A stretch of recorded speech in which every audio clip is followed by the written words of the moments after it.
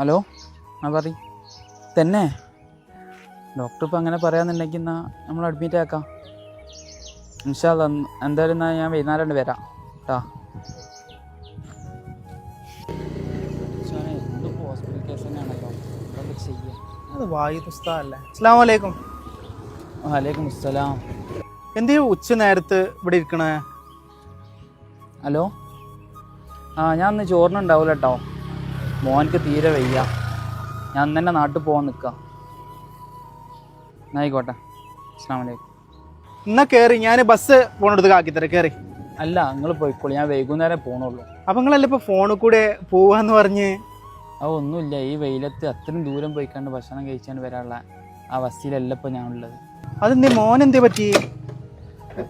മോനക്ക് പനിയായിരുന്നു, ഒരാഴ്ചയായി തുടങ്ങിയിട്ട്. 4 ദിവസം അഡ്മിറ്റ് ആയിരുന്നു. ഇന്നലെ ഇപ്പോൾ ഡിസ്ചാർജ് ആക്കി കൂടുന്നു. അപ്പോൾ വീണ്ടും ഒന്ന് തുടങ്ങിയിരിക്കണം. അതിന് നിങ്ങൾ അസർ വരെ കാത്തിക്കണം പോവാന്, നിങ്ങൾക്ക് പോയിക്കൂടെ? അസർ ബാങ്ക് കൊടുക്കാനുള്ളതല്ലേ, ഈ നേരത്തെ പറഞ്ഞാൽ ആരും കിട്ടൂലല്ലോ. അത് നിങ്ങൾ പ്രശ്നമാക്കണ്ട, ബാങ്ക് ഞാൻ കൊടുത്തോണ്ട് നിങ്ങൾ പോയിക്കോളേ. അത് മാത്രമല്ല, ഞാനിപ്പോൾ ഇന്നലെ വന്നിട്ടല്ലേ ഉള്ളൂ. അപ്പോൾ ഹോസ്പിറ്റൽ കേസൊക്കെ ആകുമ്പോൾ കുറച്ച് പൈസക്കും ആവശ്യം ഉണ്ടാവില്ലേ. പ്രസിഡൻറ്റിനെ കണ്ടിട്ട് പൈസ ചോദിച്ചു നോക്കട്ടെ, കിട്ടുമോ എന്നുള്ളത് അറിയില്ല. നിങ്ങളൊരു കാര്യം ചെയ്യുമ്പോൾ പ്രസിഡന്റിനെ ഒക്കെ കാണാൻ ഇപ്പോൾ ഒരുപാട് സമയമാവില്ലേ, നിങ്ങൾ നേരെ അതായത് കുറച്ച് പൈസ ഉണ്ട്, നിങ്ങളവിടെ വയ്ക്കി. അല്ല ഇത് വയ്ക്കി. ഇതെന്നാ ഞാൻ വന്നിട്ട് തരണ്ടിട്ട പൈസ തിരിച്ച്? അത് നിങ്ങൾ തരുമൊന്നും വേണ്ട. അല്ല അങ്ങനൊന്നല്ല. അല്ല അതൊക്കെ നമുക്ക് എന്താ വെച്ചാൽ പിന്നെ ആലോചിക്കാം. നിങ്ങളിപ്പോൾ പോകാനുള്ള പരിപാടി നോക്കി. ഇത് വലിയൊരു ആശ്വാസമായി. ഈ ഉപകാരം ഞാൻ ഒരിക്കലും മറക്കൂല. ഇൻഷാ അല്ലാ. നിങ്ങൾ എന്തായാലും ദ്വാരക്ക്. ഇൻഷാ അല്ലാ, ഇൻഷാ അല്ലാ. അല്ല വീട്ടിൽ ആരൊക്കെ ഉണ്ട് നിങ്ങൾക്ക്? ഉപ്പ മരിച്ചു, ഉമ്മയും പെങ്ങളും ഉള്ളത്. പിന്നെ എനിക്ക് ഒരു മോനും പെണ്ണുങ്ങളുമാണ്. പെങ്ങളെ കെട്ടിച്ചിട്ടില്ല, അവളെ കല്യാണം അടുത്ത ഓഗസ്റ്റിലാണ്. ഇപ്പാൻ്റെ ഒരേ ഒരു ആഗ്രഹമായിരുന്നു ഞാൻ ഹാഫിളായി കാണുന്നത്. പക്ഷെ ഇപ്പാക്ക് ആ ഭാഗ്യം ഉണ്ടായില്ല. അപ്പം ഇനി പെങ്ങളെ കല്യാണമൊക്കെ എങ്ങനെ? അതിൻ്റെ കാര്യം വളരെ പ്രയാസത്തിലാണ്. പഠിച്ചപ്പോൾ എന്തെങ്കിലുമൊക്കെ വയ്യ കണ്ടിട്ടുണ്ടാവുമല്ലോ. തന്നെ അതല്ല, ഇപ്പം ഈ കയ്യിലുള്ള പൈസ ഒന്നും ഇപ്പോൾ ഹോസ്പിറ്റലിലേക്ക് മതിയാവില്ലല്ലോ. നിങ്ങൾ ഗൂഗിൾ പേ നമ്പർ എടുത്ത് തരുമോ? ഞാൻ അതിലേക്ക് ഞാൻ പൈസ എന്തെങ്കിലും അയച്ചു തരാം.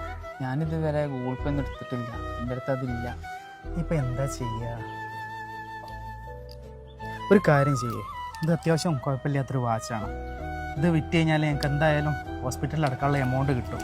എനിക്കൊരു സുഹൃത്ത് ഒരു സമ്മാനമായിട്ട് തന്നതാണ്. നിങ്ങളെ കാര്യം നടക്കട്ടെ, നിങ്ങളൊന്ന് വേഗം ചെല്ലി. വളരെ വലിയ ഉപകാരമായി. ഞാൻ ഇതൊരിക്കലും വാങ്ങാൻ വിചാരിച്ചതല്ല. എൻ്റെ അവസ്ഥ നിങ്ങൾ അതൊന്നും പറയണ്ട, നിങ്ങൾ വേഗം ചെല്ലി, വേഗം ചെല്ലി. പഠിച്ചോനെ, ഈ നല്ല മനുഷ്യനാണല്ലോ നാട്ടുകാർ കഴിഞ്ഞ രക്ഷയില് പൈസ വാങ്ങി തോൽപ്പിച്ചത്.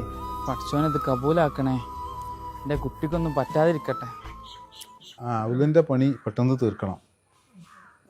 പിന്നെ ടൈലെടുക്കാൻ പോകുമ്പോഴേ സെക്രട്ടറിനും കൂടെ ഒന്ന് നോക്കാൻ, മോഡലൊക്കെ നോക്കാനാണ് കേട്ടോ. മറ്റേ ആൾ വരുന്നുണ്ട്, കുതിരാമുട്ടി. ഞാൻ ഉറങ്ങാനെന്ന് പറഞ്ഞാലേ. അസ്സലാമു അലൈക്കും. പ്രസിഡന്റ് എവിടെ?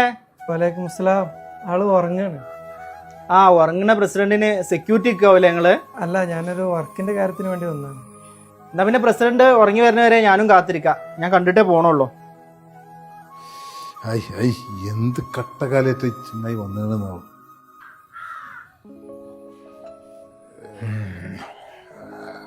അല്ല നിങ്ങളല്ലേ ഉറങ്ങാന്ന് പറഞ്ഞേ? ഞാനൊന്ന് മയങ്ങിപ്പോയി. അല്ല ഇജ്ജിപ്പോ എന്തേപ്പോ പോന്ന്? നമ്മളെ പള്ളിയിലെ വായിദ് ഉസ്താദിന് ഇപ്പോ എത്ര ഞങ്ങള് ശമ്പളം കൊടുക്കണത്? മൂപ്പർക്ക് കഴിഞ്ഞ കൊല്ലം വരെ 4000 കൊടുത്തിരുന്നു. കൊല്ലം 500 കൂടി കൂട്ടി 4500 കൊടുക്കണ്ടല്ലോ. ഈ 4500 കൊണ്ട് നിങ്ങൾക്ക് മീശക്ക് പെയിന്റ് അടിക്കാനും മുഖം മനിക്കാനും ഈ പൈസ തികയോ? അതിലും കൂടുതൽ നിങ്ങൾ പെട്രോൾ അടിച്ച് കഴിക്കണില്ലേ? പിന്നല്ലേ ഈ കാലത്ത് ഒരു കുടുംബം നോക്കണ മനുഷ്യന് ഈ 4500 റുപ്യ? അല്ല എന്താ എന്റെ പ്രശ്നം? നമ്മളെ മദ്രസിലും പള്ളിയിലും ജോലി ചെയ്യണ ഉസ്താദന്മാർക്ക് അവര് ചെയ്യണ ജോലിക്കനുസരിച്ചുള്ള പ്രതിഫലം കിട്ടണില്ല. ഓർക്കിപ്പോ എന്താ അത്ര മലമറിക്കണ പണി? 1-2 മണിക്കൂർ മദ്രസ കഴിഞ്ഞാൽ പിന്നെ എപ്പോഴേലും ഒരു ബാങ്ക് കൊടുക്കണ പണിയല്ലേ ഉള്ളൂ. അവരെ ജീവിതാവശ്യങ്ങൾക്കനുസരിച്ചുള്ള ശമ്പളം കൊടുക്കണം. അവര് ചെയ്യുന്ന സേവനം അത്രയും വലുതല്ലേ? ഇജങ്ങനെ മണ്ടി വന്നിട്ട് പറയുമ്പോ അങ്ങനെ ശമ്പളം എടുത്തു കൊടുക്കാനൊന്നും പറ്റൂല. ഇത് കമ്മിറ്റി കൂടൊക്കെ വേണ്ടേ? അതിന് ഞാനേ നിങ്ങളെ പെരേന്ന് പൈസ എടുത്തു കൊടുക്കാനല്ല പറയണത്. പള്ളിക്കും മദ്രസിനും നാട്ടുകാർ തന്ന പൈസ ഉണ്ട്. പിന്നെ ഓഡിറ്റോറിയത്തിന്റെയും ബിൽഡിങ്ങിന്റെയും എത്ര വരുമാനം പള്ളിക്കും മദ്രസിനും ഉണ്ട്. വരുമാനം ഉള്ളതിനനുസരിച്ച് ഇവിടെ ചെലവുകളില്ലേ? എന്ത് ചെലവ്? 2 കൊല്ലം കൂടുമ്പോ മദ്രസും പള്ളിയും ഒന്ന് പെയിന്റ് അടിക്കണതോ?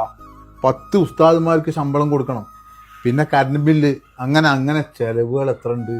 അതിന് കറണ്ട് ബില്ല് സെയ്തൽ ബേജി അല്ലേ അടക്കണത്.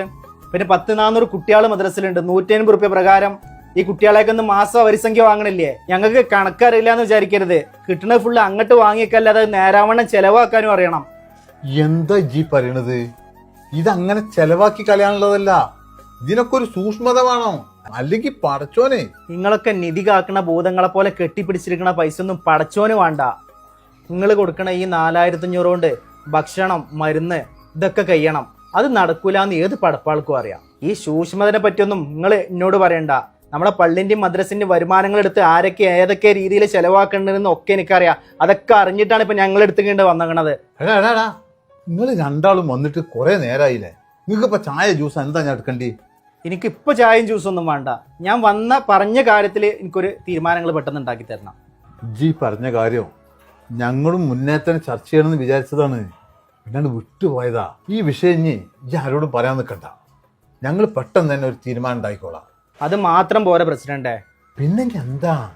ഈ ഒരു ചെറിയ ശമ്പളത്തിന് ജോലി ചെയ്യാന്ന് വിചാരിച്ച് കമ്മിറ്റിക്കാർക്ക് ഈ മൂല്യന്മാരോട് എന്തും പറയാ, എന്തും ചെയ്യിപ്പിക്കാന്നുള്ള തോന്നലൊക്കെ മാറ്റി വെച്ച് അവരെ മാന്യമായി പരിഗണിക്കണം. നമ്മൾ ആ വായിദ് ഉസ്താദിന്റെ അവസ്ഥ എന്താന്ന് നിങ്ങൾക്ക് അറിയോ? ഇനിയെങ്കിലും അവരെ കൊണ്ട് ബാത്റൂമും കക്കൂസൊക്കെ ക്ലീൻ ആക്കിക്കുന്ന ഒഴിവാക്കിയിട്ട് പകരം അതിന് വേറൊരാളെ ജോലിക്ക് വെക്കണം. ഒന്നുമില്ലെങ്കിൽ അയാളൊരു മുഅദ്ദിനല്ലേ? പോരാത്തിന് ഖുർആൻ മനപ്പാടാക്കിയ ആളും എന്നിട്ടും നിവൃത്തികേട് കൊണ്ട് ജോലി ചെയ്യുന്ന വായിദ് ഉസ്താദിനെ പോലത്തെ ഒരുപാട് ഉസ്താദുമാരുണ്ട് പല സ്ഥലങ്ങളിലും. എന്നിട്ടും അവരൊന്നും ഇത് ഇട്ടെറിഞ്ഞ് പോവാത്ത എന്താണെന്നറിയോ? അള്ളാഹുവിലും അന്ത്യനാളിലും വിശ്വാസമുള്ളത് കൊണ്ടാണ്. അവരൊക്കെ സാമ്പത്തികമായോ അല്ലാതെയോ തളരുമ്പോ നമ്മളൊക്കെ അവരെ ചേർത്ത് പിടിക്കണം.